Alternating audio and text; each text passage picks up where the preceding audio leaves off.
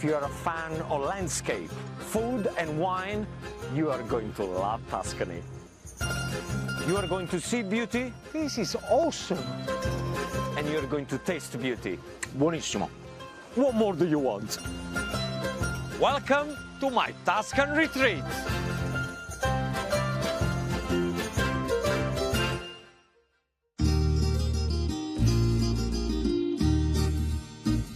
The medieval hill town of Sienna lies 43 miles south of Florence. Behind me is the oldest bank in the world, Monte dei Paschi di Siena. This bank was opened in 1472 and still today is open. And if you're wondering why it's that big, it's because all the pennies I have been saving in the last 30 years, they are all here. Siena's central square is the Piazza del Campo. The ground is paved with a fishtail design to resemble the folds in the Virgin Mary's clock. And this place is also very special to me because the first ever holiday I did with my mom and dad and my sister was right here in Siena. Now, if you wonder what do I do for 6 months of the year when I'm in Italy, this. I've come to Pasta Fresca Siena to find out about the local delicacies they have to offer. Buongiorno! Buongiorno! Come va? Bene! Tutto bene? Lei? E là che stai facendo? Questi sono i nostri pici toscani. Pici? Sì, certo. Lucia said, this is a specialty from Siena. I would like to find out what sauce goes with this pici. Cacio e pepe. She said cacio e pepe, which is pecorino cheese and black pepper. Sì. That's it. Basta. Se rimane l'anima dentro, praticamente il cuore. She's telling me, be very careful when you cook the pici pasta, because if you undercook them, they're going to be very hard. If you overcook them, it's going to be a mess. Grazie, Lucia. Ciao, grazie. And I can't believe she's telling me how to cook pasta. Ah. Feeling inspired, I head back to my villa to get cooking. Now that we have Lucia's pasta, the famous pici from Siena, I think it's only fair that I'm going to make cacio e pepe. You need the pasta, you need the cheese, and you need black pepper. First thing that we need to do, we need to boil the pasta, we need to cook it. As I always say, when you cook pasta, you need to make sure that the water is salty, okay? Because otherwise the pasta is going to be absolutely tasteless. So, salt goes in there, pasta goes straight in. I'm going to take this pasta out when it's super al dente. So when it's about 8.5 to 9 minutes, I'm going to take it out. Now, peppercorn.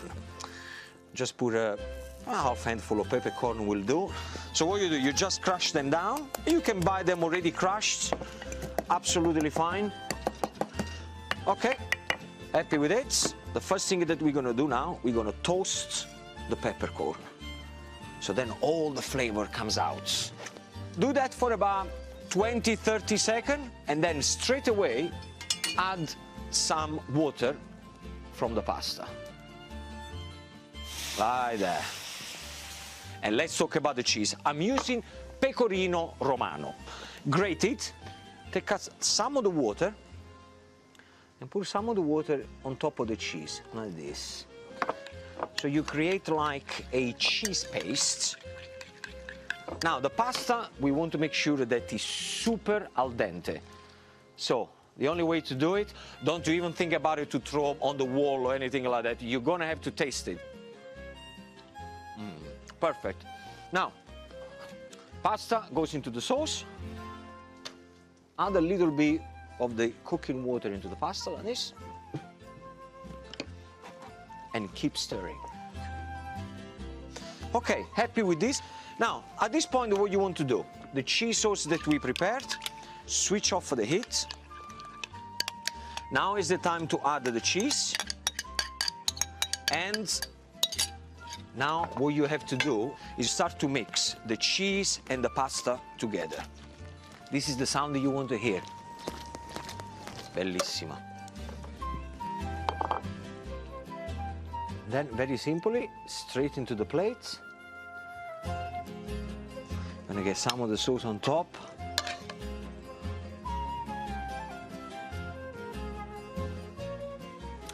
And there you have it. Pici pasta, cacio e pepe. Simple as that.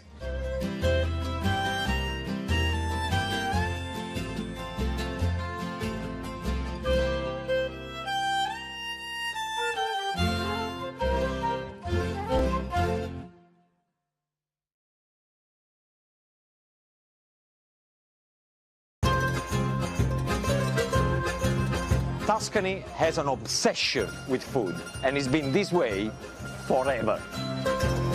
Welcome to my Tuscan retreat.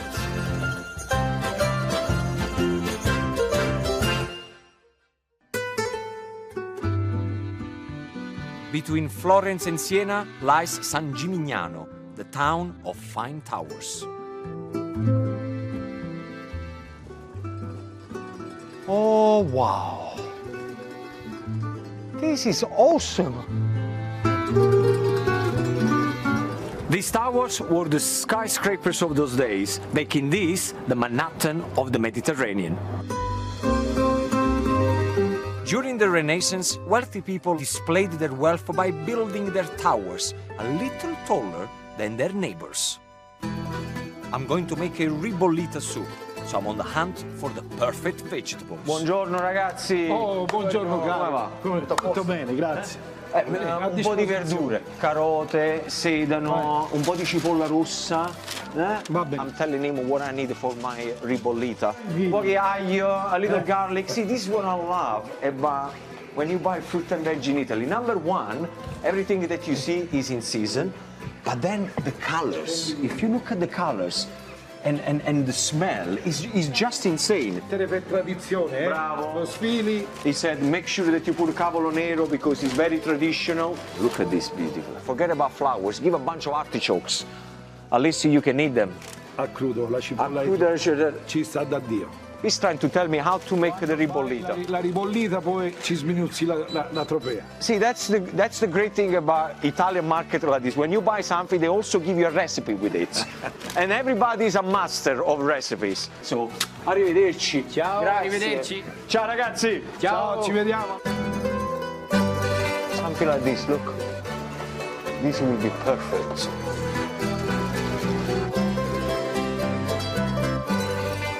I got my vegetable, I got my bread, ready to make a ribollita.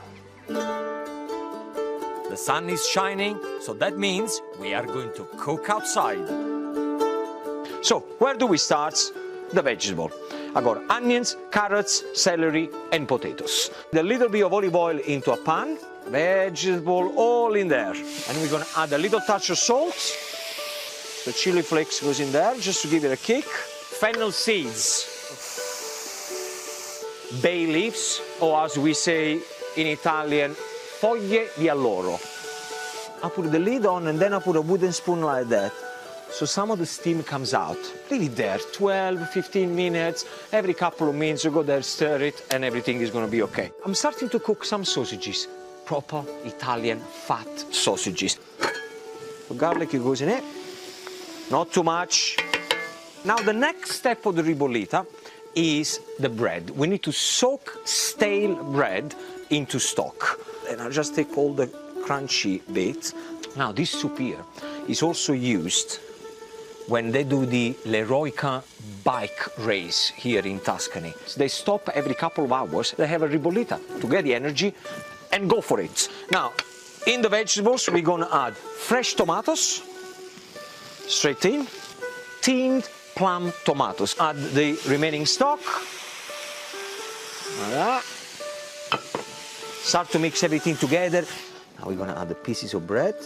Properly Italian or French, if you really have to, breads.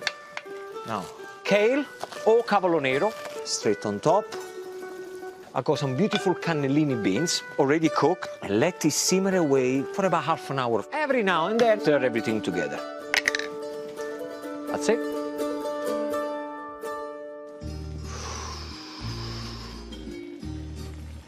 This is the kind of thing that I like to eat when I have a big family around. You pick up the pot in the middle of the table and the job is done. The only thing that I have to do, I got my sausages, half of it goes into the soup. Oh. Then I'm gonna get some of my sausages, which I like to put them on the side. I'm gonna shave a little bit of cheese. Let me try. This is how you make a ribollita. Buon appetito.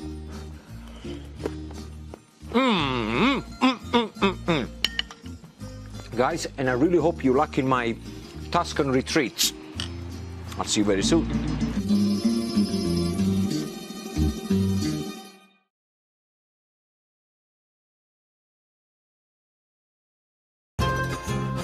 At the heart of Italy lies Tuscany, and at the heart of Tuscany, you'll find food.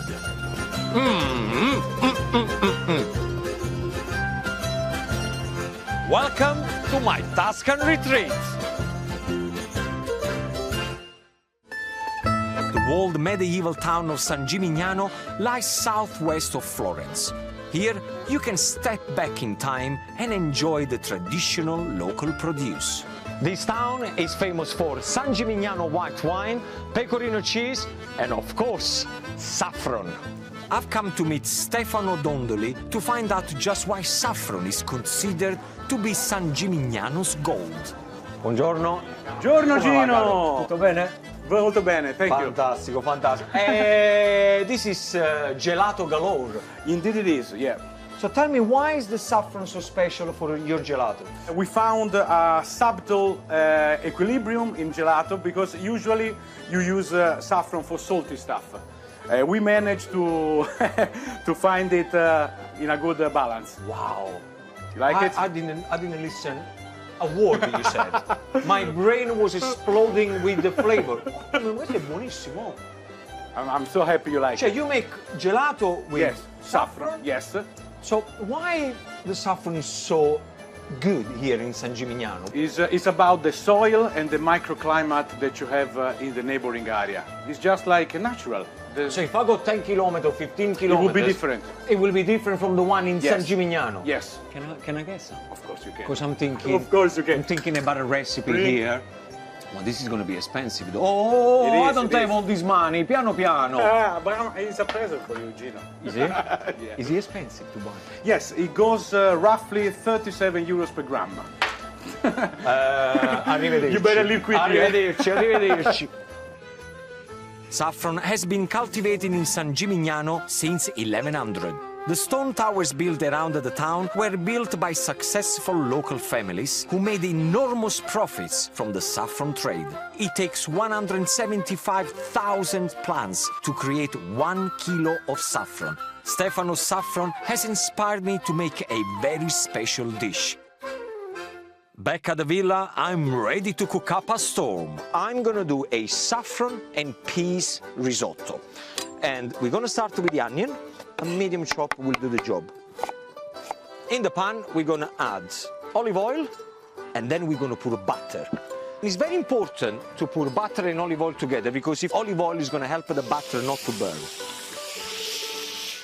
Onions straight in.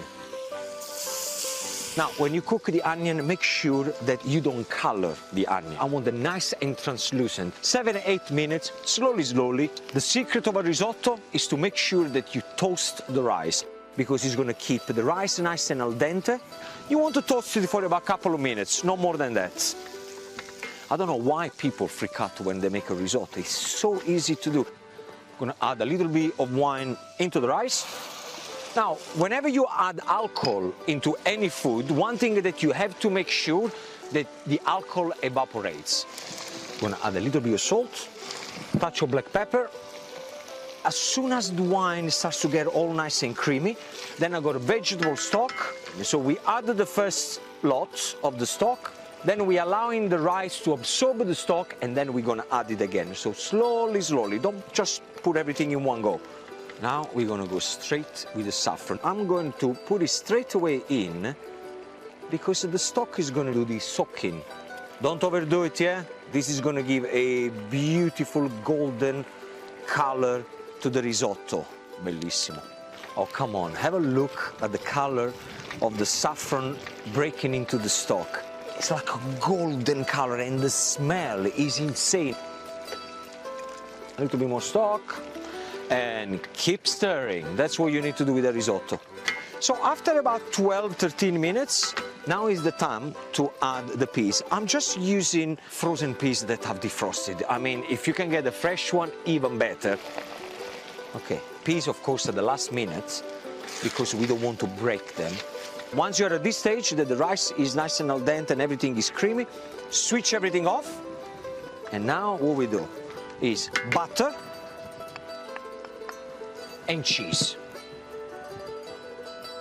But you need to stir quite quickly, so you break the starch into the rice, it goes into the sauce, and you're gonna get this fabulous creamy texture.